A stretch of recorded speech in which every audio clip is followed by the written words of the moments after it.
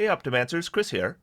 I was impressed with both subclasses of druids in Tasha's Cauldron of Everything, and I've been considering presenting a druid build ever since then.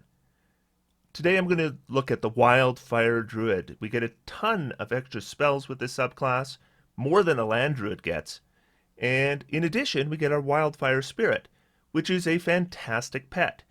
I'll go through how to get the most from it in this video. One of the primary weaknesses of druids is the prohibition against wearing metal armor. There are a few ways to work around this, beyond just begging your DM to remove the restriction, and I'll employ one of them in today's build. Today's build is a real game changer. Expect them to tip the scales. If you'd like to support this content, please click the link in the video description, take you to my Patreon page. Patrons of this channel see these videos early and non-monetized. And my top level patrons can join me for some D&D each month that I DM.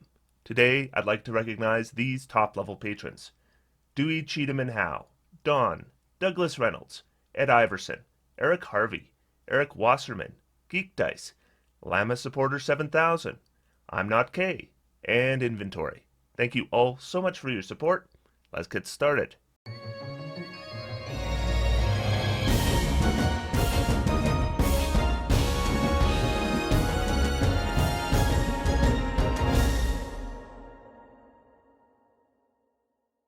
So our race is Lizard Folk. This is our method to deal with the armor restriction. There's some other options, like you could dip Barbarian, which allows use of a shield with their unarmored defense, or you could find a way to get access to Mage Armor, which maintains a decent armor class, and it can also be combined with shields. So if you wanted a different race, there are ways to deal with this. Or you could just pump your dexterity and go leather armor and shield, which is actually still going to give you an okay armor class, but Lizard Folk is an easy workaround because of the natural armor feature. Now, this would work okay without Customize Your Origin, but assuming Customize Your Origin is allowed, I'm recommending a Dexterity for our +1 and the Wisdom for the +2. We get a natural bite attack, and we get a limited bonus action option for it. This uses our strength though, so we're probably not going to use it, but this isn't really a big sacrifice. Generally speaking, natural weapons aren't your best option, especially when there's no way to get them treated as magical. We get Cunning Artisan, which allows us to make shields and some weapons, all made of hide and bone, so should be druid friendly, but I don't see this coming up very often. Hunter's Lore gives us 2 free skill proficiencies, and the list here is pretty much what we would want for a druid, so Perception and Stealth are what I'm going to be taking here. But this is the big one. Natural Armor gives us 13 plus our Dexterity armor class, and we can also benefit from a shield. So we can have a solid armor class right from level 1. Moving into class, we're going to start with a dip in Cleric. Cleric probably makes a better dip on a Druid than vice versa. Since we're Wisdom based, we can make the best use out of the first level features. In our case, we're going to go into the Arcana domain for a 1 level dip. And the draw here are the 2 wizard cantrips, which become cleric cantrips. That means we can grab Firebolt and Green Flame Blade, and both use our wisdom modifier. So obviously they both do fire damage, which is good for us. And now we gain a decent melee option. One area where druid cantrips are weaker are options if you want good range. Firebolt gives us 120 feet, it can target objects, and it's just way better than Produce Flame. And Green Flame Blade is going to be better than any druid cantrip option for melee. Also though, we're going to have a lot more spells to draw from, building on the variety of spells, which is already an advantage of the Wildfire Druid. Now one thing to think about with a Wildfire Druid is, a lot of what we do is fire damage, and there are a lot of creatures in the game that are resistant to fire, and there's more yet that are immune to fire. So we're going to have to think also about what we do when we face one of those creatures. For our starting proficiencies, we are a wisdom-based class, so I'm going to recommend we grab Insight, and I'm going to recommend we grab Medicine. With our ability scores, we're going to use a point buy here. And remember, we have a +1 Dexterity and a +2 Wisdom from our racial features. So we're going to bump that Wisdom right up to a 17 starting score, and that Dexterity to a 16 starting score. Then we're going to get our Constitution to 15, and as you can see, that uses everything up. So our starting scores include a dexterity of 16, constitution of 15, wisdom of 17. Everything else got dumped. For our cantrips, I'm going to recommend guidance. Guidance is one of the best cantrips in the game. We can cast it and provide a d4 bonus to an ability check. I'm going to recommend we grab light. Light's a very useful cantrip. And I'm going to recommend we grab Toll the Dead. So with Toll the Dead, we now have a cantrip option that doesn't rely on fire for when we have to deal with those resistances or immunities. And we could go a different way. If you wanted to go with Sacred Flame, that would be fine. Or we could even go with one of the Druid cantrips that doesn't rely on doing fire damage.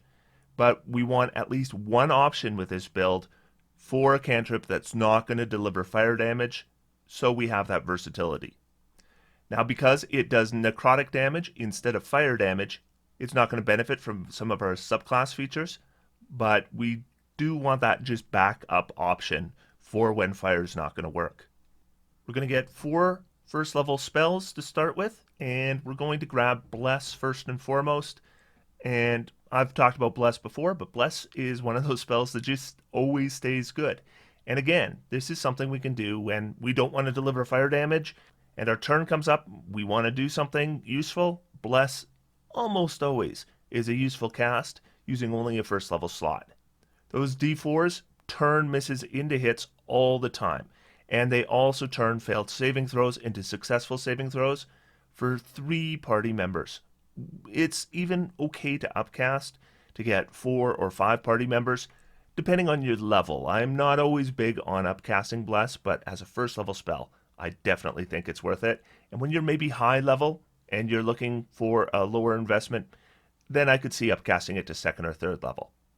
And speaking of things to do when we can't deliver fire damage, Command is another good option. And this one doesn't use our concentration, so we can use our action, cast Command, and if a creature fails their saving throw, they're basically going to lose their next turn. We can also have them fall prone or move in a direction we want them to move. So Command, pretty solid spell. And again, another spell that's never going to become useless. I'm going to recommend we pick up Healing Word. This gives us our bonus action healing that can be cast at range. This is something that is a pretty good thing to have in your party at low levels, because at low levels it tends to be more common for party members to go down to 0 hit points and fall, and Healing Word then gets them right back up again. And we're going to pick up Sanctuary, another bonus action option, and this one, you can cast it on yourself, you can cast it on a party member, and then creatures have to make a saving throw if they want to attack them. And this one also doesn't use concentration, duration of a minute. And as a druid, we're going to be concentrating a lot. Pretty much all the time. Eventually, we'll be concentrating. So having some non-concentration spells that we can select from, like Sanctuary and Command, are going to pay off. I'm going to choose the Outlander background. This is going to give us Athletics and Survival to start. Athletics is working off a terrible 8 strength, but sometimes you have to make athletics rolls. And I'd rather have some kind of bonus than the -1. And then Survival works off our Wisdom, so it's a nice fit for this character. And as a druid, I think it's kind of a appropriate skill to have as well.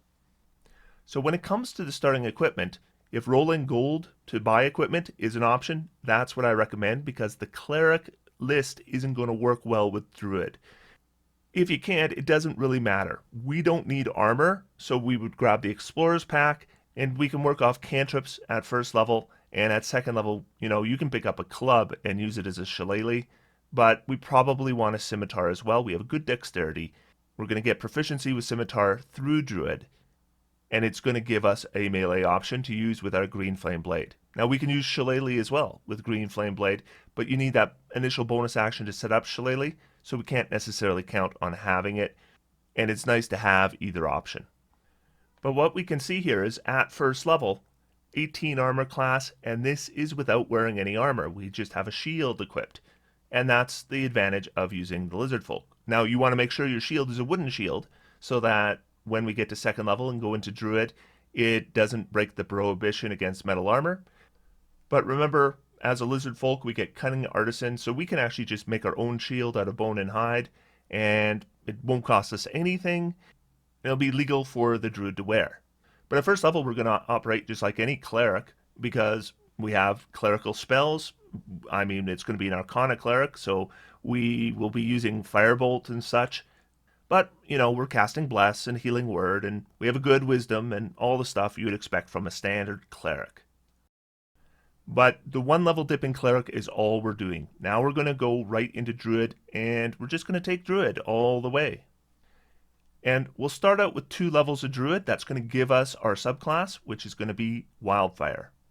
Now, all druids get Wild Shape, so we will have Wild Shape. We can use it, but it is going to conflict with the Wildfire Spirit feature, which is probably where I would spend my Wild Shapes. But it's a good idea to remember that you do have Wild Shape. So if you needed to, I don't know, do some scouting and you wanted to turn into an ant or something, you can use Wild Shape to do that. So it's good to remember that the feature is there, though it's not something I would probably be using in combat. In combat, we're going to be way better off using our Wild Shapes on our Wildfire Spirit. Summoning our Wildfire Spirit is an action. It uses 1 use of our Wild Shape feature. And remember, we get 2 uses of Wild Shape every short rest. And the Wildfire Spirit lasts for an hour. So we have a good duration on this, so I would expect we would probably be able to have our Wildfire Spirit in combat all the time. That's one of the issues I had actually with the Stars Druid, is the duration is a lot less for their feature. It's only 10 minutes. 1 hour gives us a lot more time and more certainty that we're likely going to be able to use our Wildfire Spirit. Now, we may have to use our action in the first round of combat to summon the spirit, but when we do that, we can have each creature within 10 feet of the spirit, when it appears, make a dexterity saving throw, and if they fail, they take 2d6 fire damage. At second level, that's actually not a bad blast, considering it's not using a spell slot. So we wouldn't necessarily waste our action by summoning the Wildfire Spirit. At higher levels, 2d6 is nothing. Now, there's a lot of pets. You can be all kinds of different subclasses for different classes and get a pet. The Wildfire Spirit is a little bit different than a lot of them. Number 1, we got a fly speed with hover. That is not unique, but it is not universal either, and fly is always nice to have. Number 2, hit points 5 plus 5 times your druid level. That's not bad at all. That means at second level this has 15 hit points. So that's pretty close to our own hit points. Now, as we go up in level, there will be a little bit more of a gap between our hit points and the Wildfire Spirit, but its hit points are never bad. So if an enemy wants to destroy the Wildfire Spirit, they can probably do so if they really concentrate on it. But if they really concentrate on it, what do we lose? We lose 1 use of our Wild Shape, and we prevented the enemy from attacking us or our allies. So if the enemy wants to focus on the Wildfire Spirit, that's not necessarily a bad thing for us. It's important to note that it is immune to fire. We also get condition immunities. It's immune to Charmed, Frightened, Grappled, Prone, and Restrained. Now, the standard attack on this is the Flame Seed. That's a ranged weapon attack. It's going to use our spellcasting attack modifier. With a range of 60 feet, that's pretty good. So if we want to keep our Wildfire Spirit back, maybe it's damaged when we enter combat, and we don't want it to die, well, we can fly it up 60 feet, and it can shoot down the Flame Seed, and it's probably pretty safe. Now, the damage on this is pretty average for pets. It does d6 plus our proficiency bonus, and that's basically middle of the road. The thing that makes the Wildfire Spirit stand out for me is the fiery teleportation ability. So remember, the Wildfire Spirit has flight with hover, so it is very maneuverable. And what you can do is have it use its action, and it teleports. And all creatures within 5 feet of it teleport as well, up to 15 feet. And then any creatures that are left behind within 5 feet of the spirit make a dexterity saving throw, or they take d6 plus your proficiency bonus and damage. So if we're using this against a single enemy to do damage, it's worse than Flame Seed. We're probably better just using Flame Seed. But if we can use this just to do damage to 2 or more enemies, it will likely do more damage than Flame Seed. And potentially a lot more if we get several creatures in there. And so what you would do is you would fly your Wildfire Spirit in, use your fiery teleportation, and it teleports away, so it's not provoking opportunity attacks. It's also not in melee, and it can teleport 15 feet up, it isn't necessarily going to be able to be attacked by the enemies it just attacked. So it doesn't have flyby, but it doesn't necessarily need flyby. But the real advantage here isn't attacking enemies with a little area of effect thing. The real advantage here is the teleportation of allies.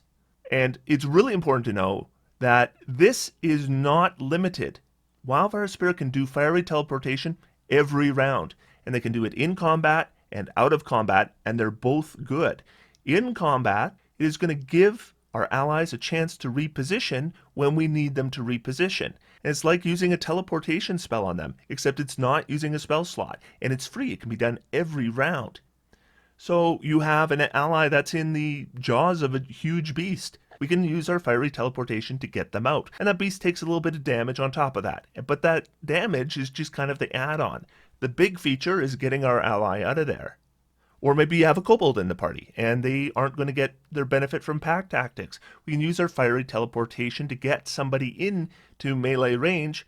We don't necessarily want our wildfire spirit there, but we can get, the barbarian or fighter there. And when we're looking at battle maps, positioning is important. It's hard to go through all the scenarios, but there's very often a case where if a creature could move and not provoke attacks of opportunity, it would like to be somewhere else. And there's good ways to do that. Like the Glamour Bard can use their inspiration to let somebody use their reaction to move.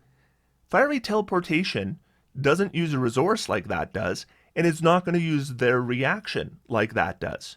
And the other thing to note is, usually with a teleportation, if you can bring along a passenger, like I cast Dimension Door, I can bring along an ally with me, but they go where I go. In the case of fiery teleportation, that's not the case. The spirit and each willing creature of your choice within 5 feet of it teleport up to 15 feet to unoccupied spaces you can see. Nothing about them going the same direction or the same place. They can just teleport wherever they want.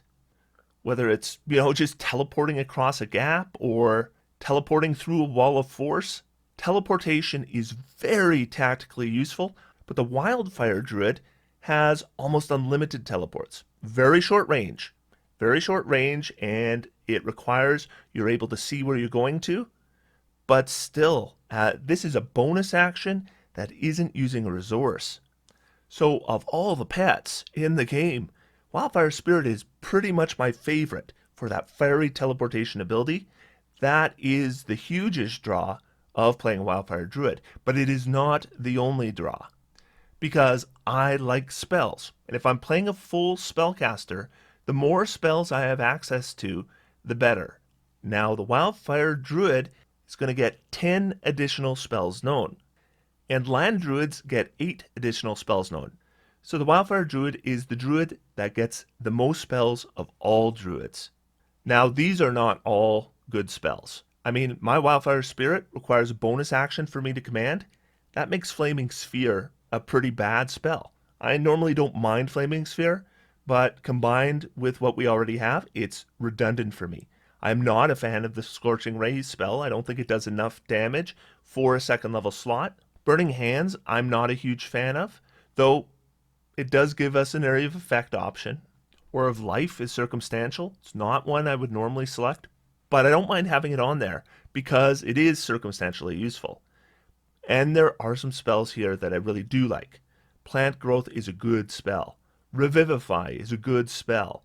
Cure Wounds, there's nothing wrong with Cure Wounds, especially if you have your bonus action called for, as we will. Healing Word is often inconvenient, and as long as we can get within range, Cure Wounds is often going to be the better option for us.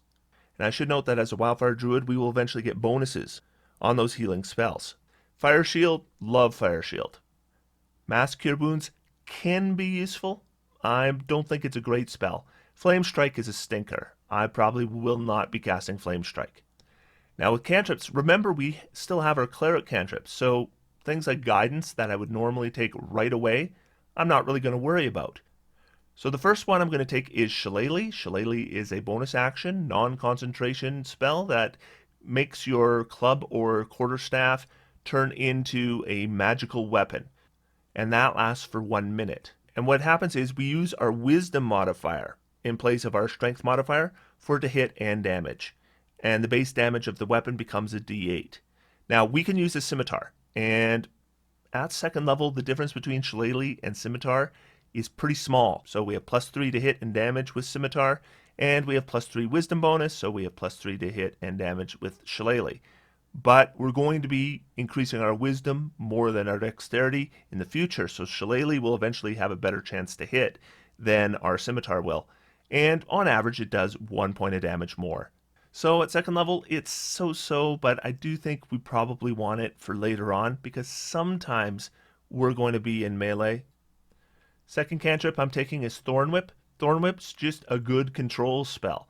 Doesn't do a lot of damage. D6 damage does scale like a cantrip does, but it has a 30-foot range as a melee cantrip, and when we hit a creature that's large or smaller, we can pull it up to 10 feet closer to us. So first level spells, we already have Burning Hands prepared. I would normally consider something like Thunder Wave here, but Thunder Wave and Burning Hands are going to be largely redundant.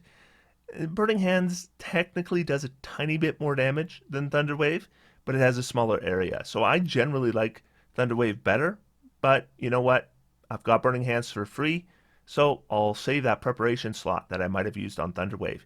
Instead, what I'm going to be taking, number 1, Absorb Elements. That's just a good spell to have on any druid. You use your reaction, you get resistance to a damage type.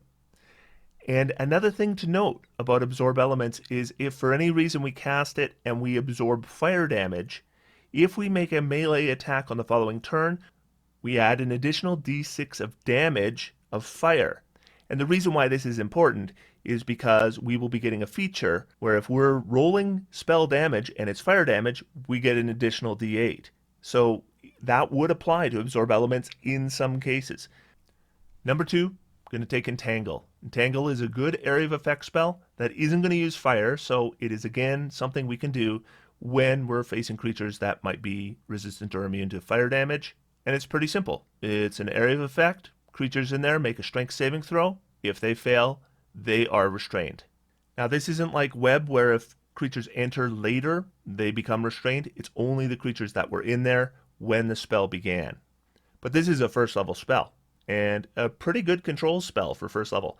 And that's something about druids. When we talk about druids, we often think about summoning first and foremost. And druids do have some of the best summoning options in the game. But druids are really good at battlefield control. They have a lot of the best spells that wizards get for battlefield control, and some unique spells that wizards don't get for battlefield control. Entangle is one of them. I'm grabbing Fairy Fire as well. I think Fairy Fire is a reasonably good first level spell. It's also area of effect, and creatures make a saving throw, and if they fail, there's advantage to attack them. I generally don't like it as much as Entangle because we're not controlling them, we're just giving the advantage to attack. But on the upside, they can't escape from it, and it's good against invisible creatures. Because if you have invisible creatures and they get hit with a Fairy Fire, they're revealed. Or a creature that isn't invisible yet can't become invisible once they have a Fairy Fire on them. But as a way to reveal an invisible creature, Fairy Fire has use there as well. Gonna grab Goodberry. Goodberry is just a good spell to have. I usually want to spend 1 slot on it anyway to get 10 good berries, hand them out to party members, because that 1 point of healing can be very useful. And finally, Detect Magic. This is our ritual. We are a ritual caster as a druid, so we can be the one to detect magic on, the piles of treasure that we get after we defeat a monster. So once we get druid into the mix, we really are going to change our style a bit. We have shillelagh we might be using in melee. We now have control options like the Entangle spell. And we have that Wildfire Spirit for just that great maneuverability and unlimited teleporting. So this character at level 3 should be buzzing really nicely. I'm just going to take a little break from our build. I know a lot of you are DMs, and I don't know if you have issues, but sometimes I have trouble coming up with flavorful descriptions for things. So the party is hunting a green dragon, and I'll say, you come to a waterfall. There's a cave behind it, and you get into the cave and there's a green dragon. It's really big. Or I could say, through the mist of the cascading waterfall, Through the punishing curtain of frigid water, you find a complex series of tunnels, branching and crossing into a cavernous maze. Moss covers every surface, and the smell of loamy earth permeates the space. Deeper within the caves, cracked bones lie in piles, and deep claw marks run along the floor and walls.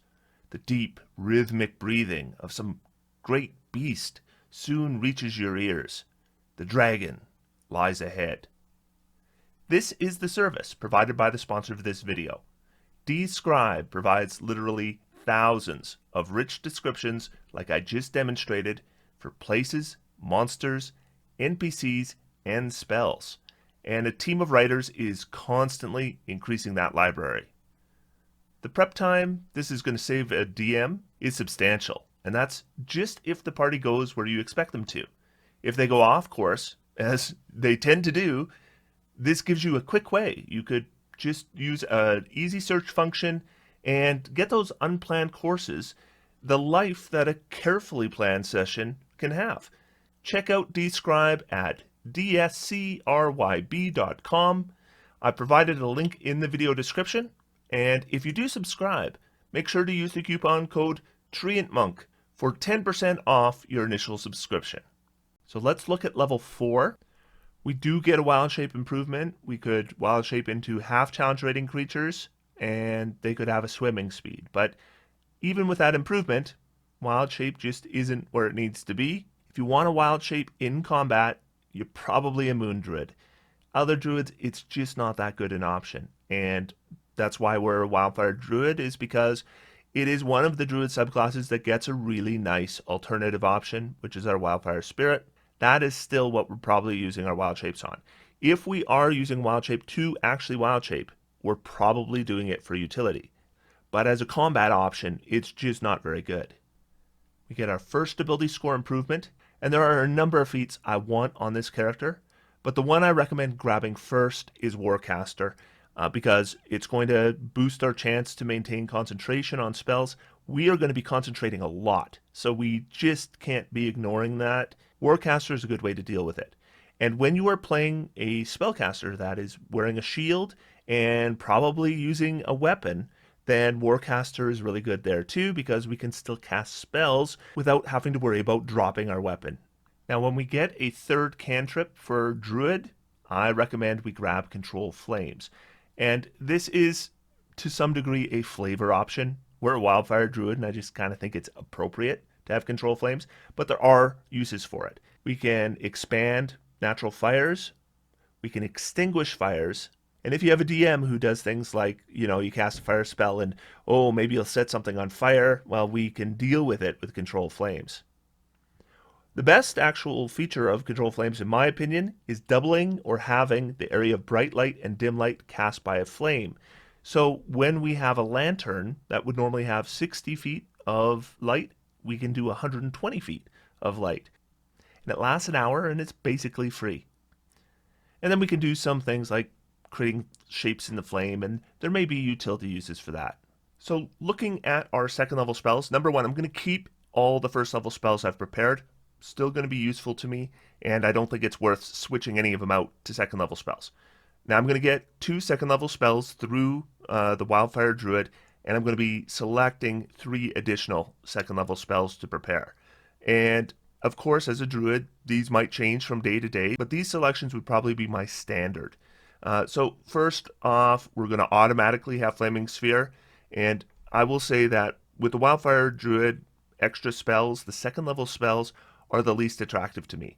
Flaming Sphere actually isn't a bad spell if you have it on the right character, but a character that has a use of their bonus action every single round, Flaming Sphere is the wrong spell because it uses your bonus action every single round. So there's just conflict there.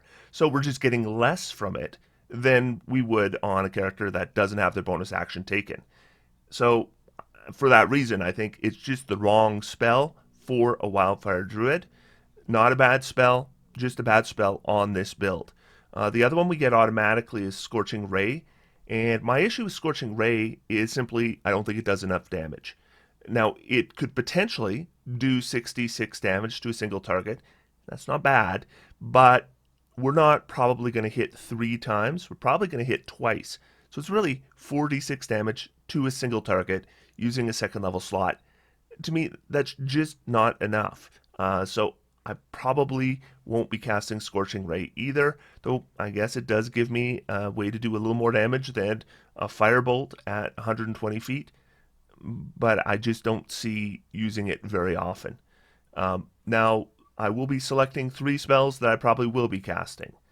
Pass Without Trace is a great spell. I almost always take it at 3rd level with Druid because it basically turns your entire party into a stealth party. You usually have a member of your party that can do stealth. In our case, we can do stealth. We're pretty good at stealth. We have no armor, so there's no disadvantage from armor, and we are proficient in stealth, and we have a good dexterity. But with Pass Without Trace, you turn everyone into a stealth expert, because plus 10 is a huge bonus. So we could just cast it to make ourselves into a super stealth expert, but usually it's about turning your entire party so that they're all good at stealth so you can, potentially avoid encounters. If you can avoid an entire encounter for a second level spell, it's probably worthwhile. Second spell I'm taking is Spike Growth. As I mentioned, this character is moving into battlefield control, and Spike Growth is a fantastic battlefield control spell available to druids. And this is a spell, again, it's not available to all control casters. If you're playing a wizard, you're not going to have Spike Growth, but Spike Growth is really good. Number one, it's big. It's a 20-foot radius area, and creatures in it are really stuck because every square they move, they take 2d4 piercing damage. And they're moving through difficult terrain, and it is a big area of difficult terrain. So it's hard for them to get out, and they can take a lot of damage before they get out. And we can use this in combination with other force movement to do additional damage. Thorn Whip is an example. We can use Thorn Whip. And in addition to the normal 2d6 damage we would be doing with a Thorn Whip, we'd be doing 2d6 damage plus 4d4 damage for the force movement. So suddenly it does a lot more damage than even our Firebolt does. So Spike Growth is kind of probably my first selection, actually, just because it is exactly the kind of spell that this character wants to do. The final one I'm going to take is Summon Beast. Summon Beast is the first good summoning spell available to druids. In fact, I think it's the first summoning spell available to druids, and it brings you the Bestial Spirit. And this is a one-action casting. One advantage of these new summoning spells and tashes is instead of rolling initiative for this creature, it's going to go directly after us. So we summon it, then it goes. And that is actually a pretty big advantage of these summoning spells. And we get to choose, and another advantage of these summoning spells is we're choosing the form this creature is taking. So it can have flyby, it can have pack tactics, or it can have water breathing, depending on what we choose. Damage is not bad. Hit points, not bad. Not as much as, say, our Wildfire Spirit has. But this actually also upcasts well. Though, honestly, once I move on in levels, I won't be keeping Summon Beast. I'll probably switch it off for Summon Fey, which I think is the better of the two. But, of course, it's a higher level spell. When we are limited to second level spells, Summon Beast, this is a really good option for us, and not a bad thing for us to be concentrating on at all. Summoning is very useful, and with a druid, we can bring it on earlier than other classes can. Another thing to note is that 5th level is the level where all our cantrips scale. So our Firebolt is now doing 2d10 damage, and our Green Flame Blade does an additional d8 damage to the creature we hit, and if there is secondary damage, it adds that as well. That's one of the reasons why Green Flame Blade and Booming Blade are so good, is that we can technically do 2 instances of damage, and they're both scaling. And again, we have a number of damage options here, but we are still largely control and utility. Now, when we get to level 6, a few things happen. One thing that happens is we get Enhanced Bond. So whenever we have our Wildfire Spirit summoned, and remember, Wildfire Spirit is something I expect to be summoned in every combat. Whenever we cast a spell that deals fire damage or restores hit points while our Wildfire Spirit is summoned, we roll a d8 and we gain a bonus equal to the number rolled to 1 damage or healing roll of the spell. And the wording is important here. If we cast Goodberry, we're not getting this because we don't have a healing roll with Goodberry. So this is only spells that do damage or healing that have rolls. And that's why it's important to note that our Green Flame Blade has already scaled to the point where it's inflicting the d8 additional damage to the creature we're hitting, because that means Enhanced Bond works on that. So now our Green Flame Blade is doing an additional 2d8 fire damage to the creature we hit. And if we cast a Healing Word or a Cure Wounds, we're doing an additional d8 of healing. The bigger deal, however, is third level spells. Third level spells for Druid, fantastic. The one that gets the most talk is Conjure Animals, because Conjure Animals can summon up to 8 creatures with one action.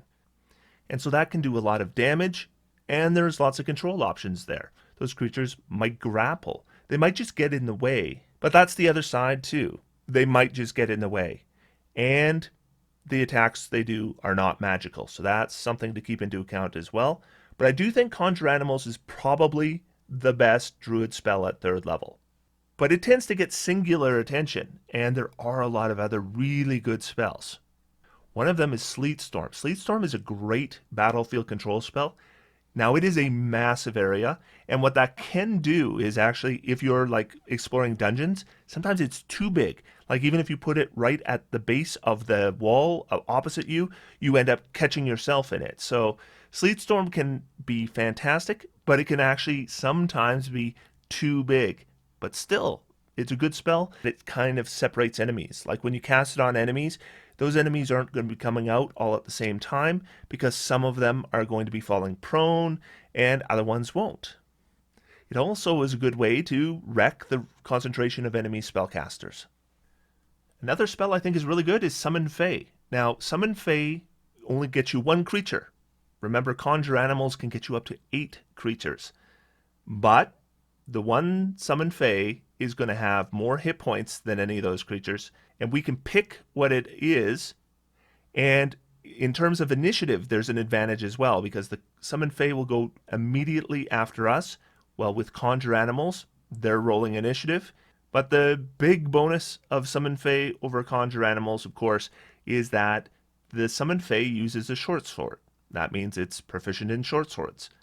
So if you happen to get a magical short sword in your party, Summon Fae becomes a lot more attractive if nobody else is using it, because we could hand it off to our Fae Spirit, and then they have magical attacks. Though even if they don't, they do some force damage as well, and that is almost never immune or resistant. But the fact that you can give a magic short sword then all their damage is pretty reliable. Other thing, the Fae Spirit is going to have a better armor class than other summon creatures. Armor class of 12 plus the level of the spell. So this is a 15 armor class off the bat. We're generally not getting 15 armor class with Conjure Animal. And then we get bonus actions. And the Fae can teleport 30 feet to an unoccupied space it can see. So we now get a second pet that can do teleportation. And depending on the Fae Spirit we choose, it can either get advantage on an attack roll, it can potentially charm an enemy, or it can create a 5-foot cube of darkness. And all 3 of those can be very useful. It really depends on what you want to do, but all 3 of them have their uses. Now, I'm not recommending we take Summon Fae right now, and the reason is that I think Conjure Animals is probably the better spell of the 2, and Summon Fae is more like a spell we already have, Summon Beast. I mentioned switching off Summon Beast for Summon Fae, and I think we should do that. But I think this is the wrong time to do it, because at this point, third level spell slots are still really valuable to us, and sometimes we will want to only spend a second level spell slot, and Summon Beast gives us that second level spell slot option. But I would say by level 10, I'd be looking to switch. Though, as I said, I do think Conjure Animals is the better spell. At this point, I'm going to recommend Conjure Animals, and I'm going to recommend Sleet Storm for our second choice. Now, the thing I'll note as well here is that the 2 spells we got through Wildfire for third level spells are both good spells. Revivify is probably the best Raise Dead spell in the game.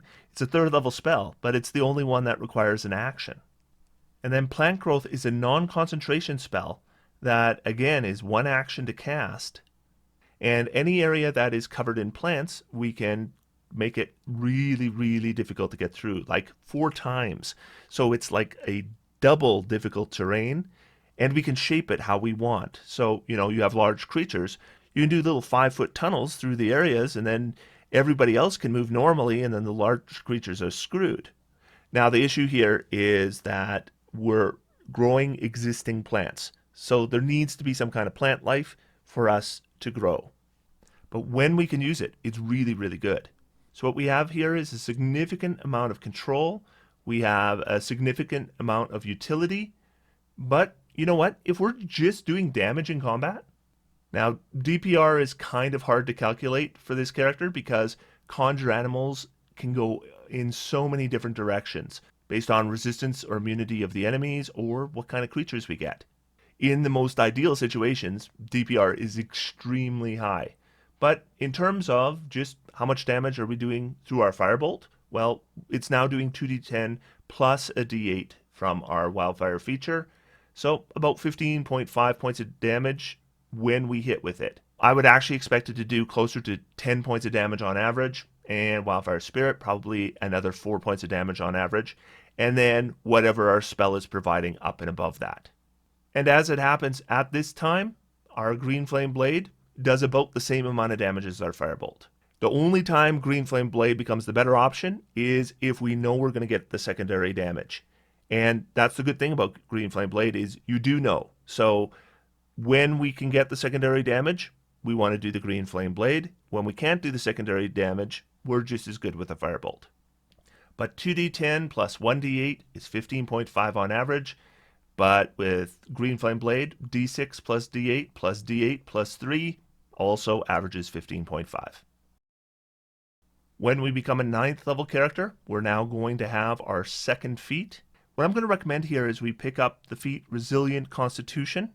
This is really going to boost up our concentration saves because Resilient Constitution on top of Warcaster really gives you solid concentration saves, and we are at the point where we're going to be concentrating pretty much all the time, so just making sure that it's safe is worthwhile. Also, we had a 15 constitution, it's now a 16, so that means our hit points go up as well. Now we do get a wild shape improvement, again, not some we're going to use in combat, but as a utility thing, I think it's just worth noting that we could do flying forms now. With 4th level spells, we get 2 through Wildfire. The first is Aura of Life. As I mentioned, this is a circumstantial spell, but it is a spell that I don't mind having prepared just because sometimes it does come up. What it does is it gives yourself and creatures within a 30-foot radius of your choice, so that's pretty much most of the time going to be your entire party, get resistance to necrotic damage, and their hit point maximum can't be reduced. And if any of them are down, they regain 1 hit point when they start their turn. Now, where this really comes in handy is fighting certain kinds of undead. You're fighting things like wraiths, for example. Aura of Life is really good in that situation. So it's just one of those spells that I normally wouldn't spend an entire preparation on because it's not coming up enough, but when it does come up, it's pretty good. Other spell we're getting is Fire Shield. This is a spell I really like, and I use it reasonably often. This is one of the ways we can get an extended resistance to damage without using concentration. Now our options are only fire resistance or cold resistance, but those are 2 pretty common resistances to need. And if you get hit with a melee attack, then you can do some damage to the creature that does it as well. Spells I'm recommending taking, first I'm going to grab Polymorph. This is around the level where Polymorph is amazing. Polymorph doesn't always stay amazing, but at this level it's fantastic. Now, we can use it on an enemy creature. They fail their save, they're basically out of the fight. But if we cast it on an ally, we can turn them into usually a Great Ape. And a Great Ape has well over 100 hit points and does multiple attacks per round that do good damage. And I'm taking Confusion, and this is something you're going to start seeing on more builds now, because I've just noticed that at high levels, or as levels go up, more and more creatures are immune to charm, more and more creatures are immune to being frightened, and Confusion doesn't care. Confusion is an area of effect, mass debuff, that doesn't care about the immunities of the enemies. Now, the area is smaller than I would like, and they get a saving throw every round. And there's not even any guarantee that they won't attack you on their turn. So there's a lot of downsides to Confusion. But we have battlefield control, but one thing druids don't have a lot of options for is mass debuffs. Confusion, however, does qualify. And so when we compare it to the druid spell list, it actually makes sense to take it. With a wizard, sometimes there's other better options, but it just kind of increases the number of things we can do. And it's also important to remember that creatures confused, even if they act normally on their turn, they cannot take reactions.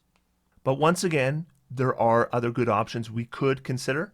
Wall of Fire can be a very good spell, especially when you have a lot of forced movement options in your party. Now, our bonus to damage would only apply once, but it could be a good option for us. Watery Sphere can be a very good battlefield control as well. But what we've got here with Confusion and Polymorph is we've got two spells that do something very different than everything else we can already do. So we're not really just kind of compiling redundancies. Sometimes the best spell is a spell giving you something that you normally couldn't do. At level 11, we now have 10 levels of Druid. This provides one of the more interesting features for Wildfire Druid. When a small or larger creature dies, so that's pretty much everything that dies, within 30 feet of you or your Wildfire Spirit, so pretty much any creature that you're fighting, a harmless spectral flame springs forth in the dead creature's space and flickers there for a minute. When a creature you can see enters the space, you can use your reaction to extinguish the flame, and you can either heal it or do damage to it. And in either case, it's 2d10 plus your wisdom modifier. Now we can only do this a number of times equal to our proficiency bonus, so at this point, 4 times per day. But it could cause you a little bit of extra damage, like little landmines on the battlefield, or we could just do extra healing with it. And I mean, if we just do extra healing with it, it's 8d10 plus 4 times our wisdom modifier.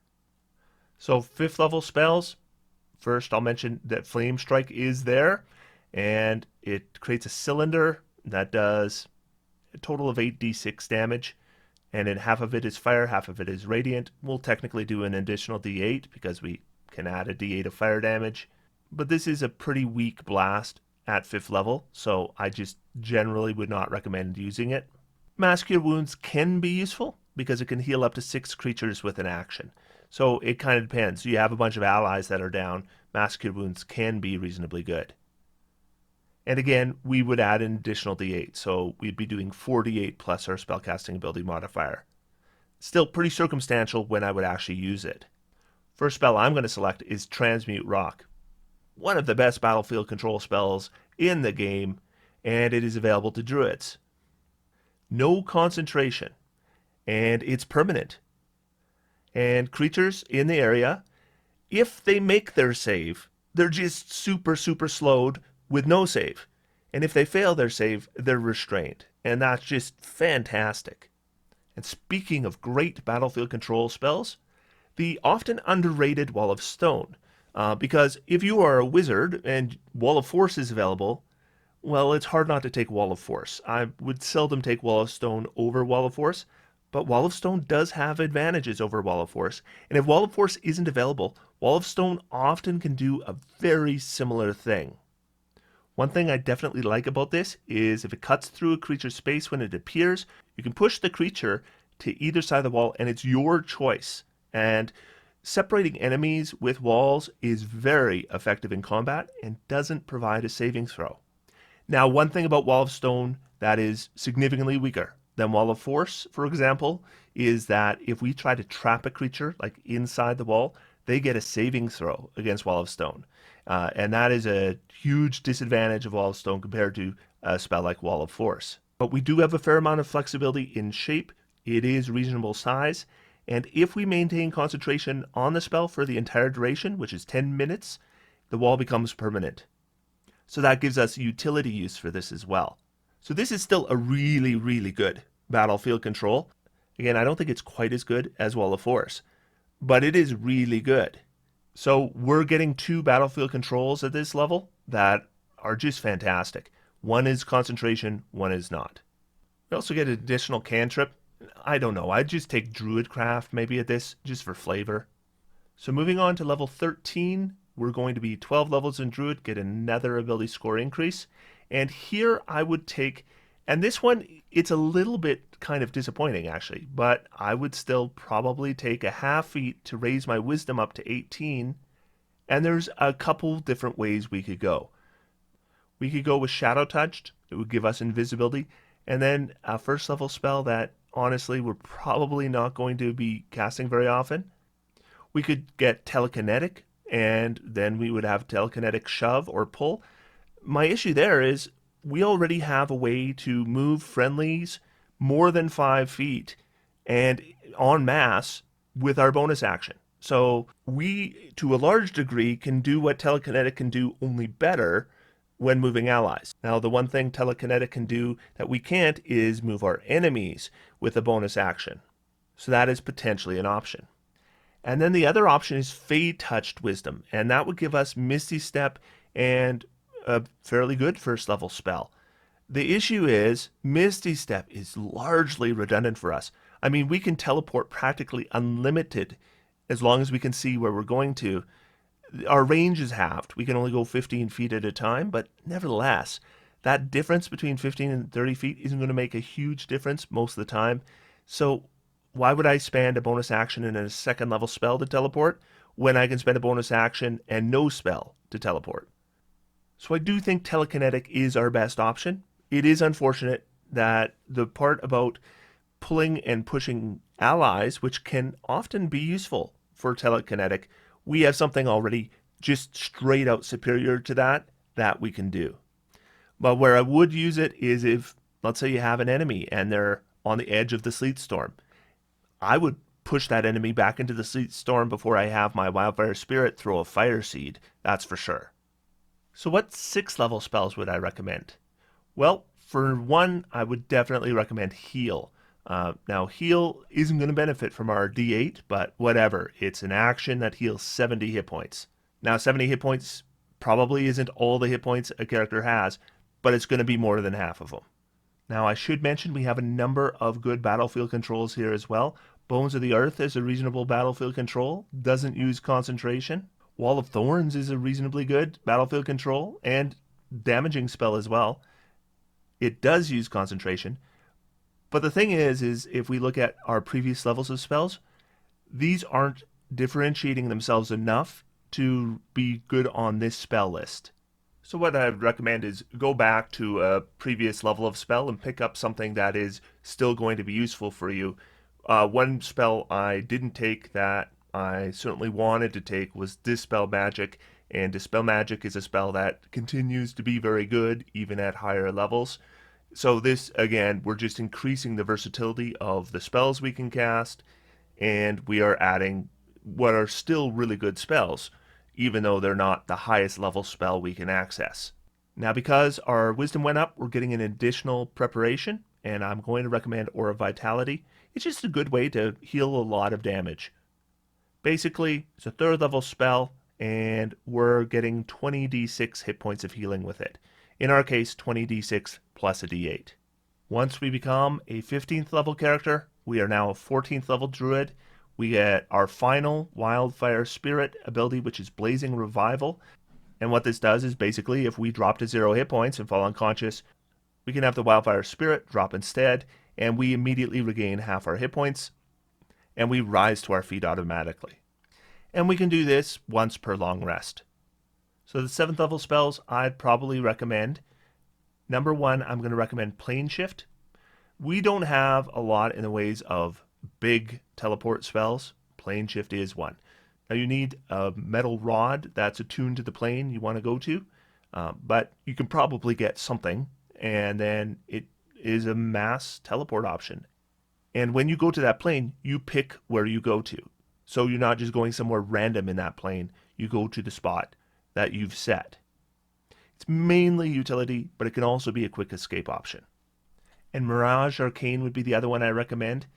Mirage Arcane is kind of the ultimate illusion spell. Covers this massive, massive area, and The one thing that's interesting about Mirage Arcane is normally illusions will fool your sight or your hearing or your smell.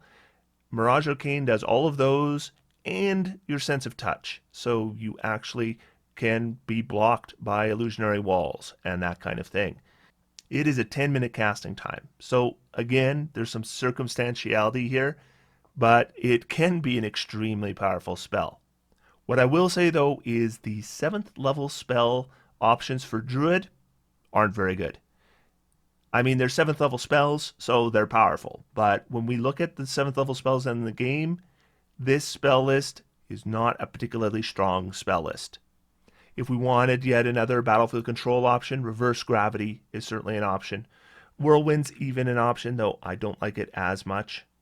Firestorm's a pretty bad blast, actually. Regenerate is a pretty bad healing spell, actually. Though remember, as a druid, we can change our preparations if we want to. And we get no more wildfire features. With druid, we're going to get the ability to stop aging, and we'll be able to cast spells while wild shaped. Honestly, I still don't see the point in us using wild shape on wild shape. We're still better with our wildfire spirit. But I do want to discuss 8th level and 9th level spell options before we finish up. 8th level, like 7th level, this is not a great list for the druid. Animal shapes can be reasonable.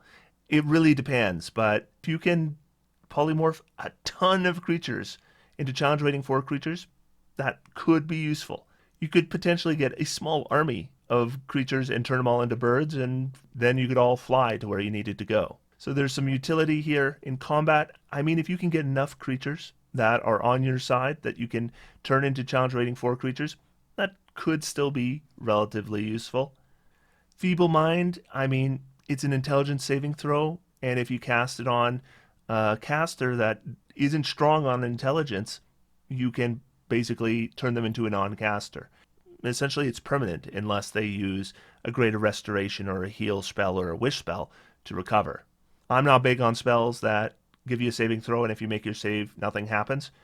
And Feeble Mind is one of those spells. So it's generally not something I'm going to go for, but some people like it, so you might enjoy it. But the thing is, there's not a lot of great options here. Antipathy, Sympathy can be useful if you can get it all set up beforehand and you know what you're going to face. And sometimes you do, but often you don't know what you're going to be coming up against, and then it's not very good. It's like taking a shot in the dark. But there's some just straight out bad spells here. Control Weather, I'd say, I mean, it's circumstantially potentially useful, but for the most part, it just doesn't come up. Earthquake, not that great. Incendiary Cloud is actually pretty bad. Tsunami is pretty weak. Sunburst is pretty weak. So this is not a great 8th level spell list. If I'm a druid and I'm picking from this list, probably picking animal shapes. And frankly, I would even consider using an 8th level slot and upcasting a lower level spell if that animal shapes doesn't come up. With 9th level spells, I think we have 2 good options here. First is Foresight. That's just a solid spell. It's advantage basically on everything, and then disadvantage to attack you. And it lasts for 8 hours. And you can use it on yourself, or you can cast it on somebody else. The one I'd really be tempted to do, though, is Shape Change. Shape Change is super versatile, because you can turn into different creatures that can do different things. And you can keep changing as long as you're concentrating on the spell, and it lasts for an hour. I was just playing in a one-shot where somebody cast Shape Change. They turned into an Elder Brain so they could detect everything in the area, and they knew what they were facing for the rest of the session. And they only had to do that for a round so that they could do that, and then they turn into something else. So it's just a very versatile and useful spell. I might do a whole video on Shape Change very soon. And so what we're going to end up with this character is primarily we are a battlefield controller. And that continues right from 2nd level through 20th level. And the Druid spell list is very solid for that. We are also a summoner. We have summoning options like all Druids do. But I don't think that's the main focus for this Druid. We just have too many battlefield control spells we could be casting instead. But we've got Conjure Animals. We will absolutely cast it and use it. but it won't just be the thing that defines this particular character. And we can do damage. We can do area of effect damage. We can do single target damage. And because we were a lizard folk, we didn't have to sacrifice our armor class for being a druid. So that's tipped the scales. Let me know what you think in the comments down below. Otherwise, till next time, sit back, relax, have some fun. D&D is for everyone. Thanks everybody. Talk to you soon.